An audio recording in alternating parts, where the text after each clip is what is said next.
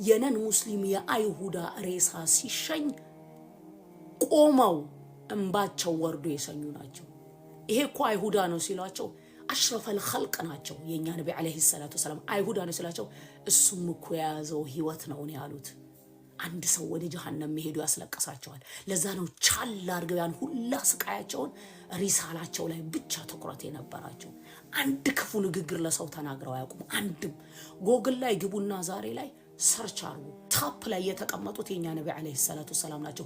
እማያምኑባቸው እንኳን ክብራቸውን፣ ሐቀኝነታቸውን፣ መልካምነታቸውን፣ አሽረፈል ኸልቅ መሆናቸውን፣ ስማርት መሆናቸውን፣ ታማኝ እንደነበሩ፣ አዛኝ እንደነበሩ፣ ቻይ እንደነበሩ ኖረውን ያሳዩት ሂስትሪ ቡክ ተጽፏል። ስለ ረሱል አለይሂ ሰላቱ ወሰለም ሂስትሪ ቡክ ቶፕ ላይ ናቸው። ዛሬ ኢሳ አለይሂ ሰላምን እንከተላለን እያሉ የሚሉ ሰዎች ሶስተኛ ላይ የተቀመጡት ጎግል ላይ ግቡና ሰርች አድርጉ።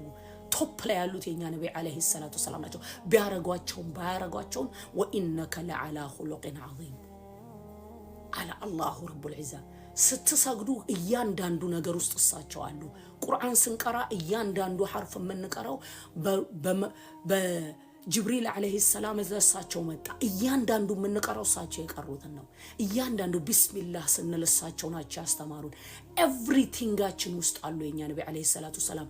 ደማችን ናቸው። ደማችን ግን አንድ ሰው ጠፋ። አንድ ሰው ኃላፊነት ላይ ተቀምጠው አንድ ሰው የሙስሊሙን ኡማ ይሄ ሁላ ህዝብ የሚከተለውን በአደባባይ እየወጣ ሲዘልፍና ሲያንቋሽሽ ሃይ የሚል ሰው ጠፋ።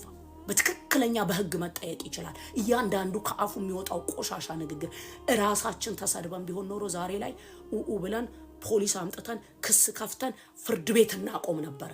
እናታችን አባታችን ቢሰደቡ ኖሮ። ለረሱል አለይሂ ሰላቱ ወሰለም ግን አንድ ሰው ጠፋ።